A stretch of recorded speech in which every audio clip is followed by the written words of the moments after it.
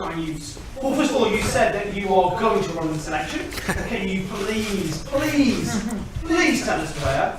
And second of all, Nigel Farage resigned as leader after the last general election when he failed to win his balance. It didn't last long. If you fail to win in whatever constituency you run, and UKIP get no MPs, in fact, the vote goes down, will you consider your position as leader after this election? Well, firstly, I'm not going to tell you where I'm going to stand because we're going to announce it tomorrow. Okay? And as for me resigning, look, UKIP's got a great future ahead of it. It really has. In terms of membership, the party is pretty much where it was at the referendum. We're going to be financially secure. I think we're in with a chance of winning a number of seats at this election. We will be targeting sensibly in terms of financial resources and manpower. And if we weren't successful, and by the way, I don't believe for a second we will fail. I think we will have seats in the House of Commons after this election. Would I consider my position? Would I resign? No, I don't think I would, because I think UKIP has a fantastic future ahead. Let me put it this way. What is success? What is success? Hang on, you've had one. Michael, how are you? Oh, by the way, can I just say, congratulations, because in many ways this is your election. If it wasn't for the work you've done and your investigative prowess, then maybe this election wouldn't have been called in the first place. So we should call this the Crick election. Well, I'm not so sure about that. Let me get the microphone. Okay. Only a couple of months ago, you were telling us how your heart was in Stoke-on-Trent. You were committed to Stoke-on-Trent. You were going to buy a house in Stoke-on-Trent. Shouldn't you stand in Stoke-on-Trent Central again? There's so many people there disappointed if you don't. Well, look, as I say, I'm going to announce tomorrow where I'm going to stand at this election. What I will say about Stoke-on-Trent Central is that we cut Labour's majority in half. There's only about 2,500 majority there. We have a fantastic branch in Stoke-on-Trent Central, and they will be out campaigning, and there will be a candidate there at this election, but I'm not prepared to say whether it will or not be me. And can you tell us who the manager of Boston United is? Do you know who the manager of Boston United is? Why Boston? Right, next question. Hi, Peter Walker from the Guardian. One of your candidates for London, Anne-Marie West, has described Islam on Twitter as evil, but it's not just her. Also, Gerard Batson, who obviously is one of your MPs on the senior figure, wrote a blog in March calling Islam, not just radical Islam, but all Islam, a death cult born and steeped in 1400 years of violence and bloodshed. He said the terrorists are the vanguard of Mohammedanism. They set out to cow the non-Muslim population so that moderate Muslims can get on establishing Sharia courts. Do you believe in this, or are you content to see your party perhaps pushed into a position where it's appealing to anti-Islam? Well, firstly with Anne-Marie Waters, the National Executive Committee is meeting this afternoon, so we will be ratifying candidates at that point, and I will be looking at evidence into the things that has been said over the years. But what I want to say about this integration agenda, which has been somehow perceived as being anti-Muslim, it's not. Actually, it's all about equality. It's all about breaking down barriers. It's all about integrating people in society. Because, as you know, a number of reports recently have shown, Trevor Phillips, Dame Casey, have shown that integration is failing. Communities are becoming more and more divided. And I would argue, and I know the headline from our press conference last week was our ban on face coverings. I would argue that face coverings prevent people from integrating fully in society. So I see it as a positive move. Hang on, next question now. Since McAvinny LBC, you talked about the success that UKIP has had in large part to Nigel Farage. How much of a role will he play in this election, and what advice has he given you?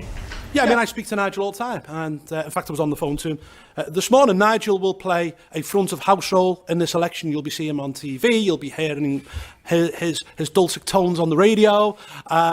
He will be at the forefront of the campaign, and he'll be out there helping UKIP candidates. Are you worried about being overshadowed by him? No. Lucy Fisher from The Times. YouGov polling has suggested that 40% of UKIP's 2015 voters will go to the Tories. Less than half UKIP's 2015 voters will stick with you. Nathan Gill, the former Welsh leader, says UKIP has more ex-members than members in Wales now. Doesn't that all suggest that UKIP is in terminal decline? No, I don't think it does, and our membership across the UK hasn't fallen really since the referendum. Nathan's talking specifically about Wales, and obviously we all know that there is a bit of a unique situation with UKIP in Wales. As for the polling, you know, there's a 6-week campaign ahead. Let's just see what happens in that time. One thing I'm quite confident about is that our poll ratings will go up. I always suspected that we would take a hit in the first week with the amount of publicity that the Prime Minister has been getting as a result of calling this election anyway. And as I say, you know, vote share is important, but it isn't that important. And we learned that from 2015, whereby we got 13%, 4 million votes, and came back with 1 seat. We've got to target more sensibly this time round. More important to win MPs than to gain a significant... Of course it is. I mean, the one thing that our unfair voting system ensures is that there's no prizes for second places in first past the post elections.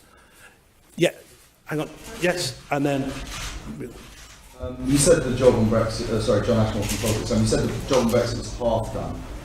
When it's fully done, what will UKIP do then? UKIP will have other issues to campaign on. We'll have a fully fledged domestic agenda. The manifesto this time will be radical on domestic issues, and I think UKIP broke out of that sort of single issue mentality a number of years ago, and I think the 2015 manifesto was an excellent piece of work. Suzanne Evans is writing the manifesto once again and is working away as we speak, and this manifesto again will have radical domestic policies, but as in 2015, everything will be costed properly. Yes. From ITV News. I just wondered what the voters should make of the energy behind this campaign. You're only standing, say, around 100 seats, you're polling single figures, and you seemed reluctant to stand in the first place as party leader. So should people think that this is a gung-ho campaign, or is it a bit lukewarm? That's how it might appear to some voters. Well, first, I'll deal with the idea that UKIP was going to stand on 100 seats. Heaven knows where that report came from, okay? That is utter baloney, right? We're not going to stand at 100 seats. UKIP is going to cover the vast majority of the country. Now, I've said that we're going to stand down in certain seats for true Brexiteers of all political affiliations, but we're actually talking tens, not hundreds, okay? So UKIP will be standing in the vast majority of this country. As for me, was I reluctant? Well, do you know what? I had a lot to weigh up. And I'll tell you why. Because unlike Jeremy Corbyn and Theresa May and Tim Farron, I'm not in Parliament and I'm not sitting on a safe seat. They will probably visit their constituencies maybe once or twice during the whole campaign. If you're the UKIP leader and you're going to have a go at it, then you have to really dig down within the seat. You have to be based there on a regular basis. We saw that happened with Nigel Farage in the 2015 general election. So I had to have conversations within the party as to how they wanted to run the election campaign. Did they want me more as a roaming figurehead all over the country, speaking to branches and whatnot, or did they really want me to stand in this election and have a go? What the decision I've made is for the good of the party. First, and then over to you, Craig. So, Ben. The protesters who were in here earlier, Paul, they accused UKIP of being a racist party and you personally of being a bigot. They're right, aren't they? No, they're not right. It's disappointing that certain people in politics don't want to debate. What they want to do is to shout people down in an almost aggressive fashion. And, you know, we're above that. You would never have UKIP members or UKIP candidates acting in such an undemocratic and abhorrent fashion. Yes, Chris. Two quick questions. How much cash does UKIP have on the eve of the election? Is the party broke? And the second question is, you stood 600 seats in 15, and the same as 2010. Is that the same number this time? If you don't stand against tens, that implies 600, you will contest in 600 seats. Yeah, UKIP isn't broke, far from it. Okay, so the finance isn't going to be a problem going into this election. And as for standing in 600 seats, we will stand in the vast majority of the country. Okay, there'll be a lot more than 325. Okay. Last question, and then yes. What do you make of this idea put forward by European leaders that if Northern Ireland and Ireland vote to reunify, that Northern Ireland should be allowed to rejoin the EU? I don't think there's any chance whatsoever that Ireland will vote to reunify. I don't think there's any appetite for that in Dublin, and I certainly don't think there is any appetite amongst many communities within Northern Ireland as well. So I don't think that is going to be an issue at all. Okay, thank you very much for coming. I'm prepared to do one-to-ones in what was described yesterday, by the way, by the Independents as a broom cupboard out the back there. So thank you very much for coming. Cheers.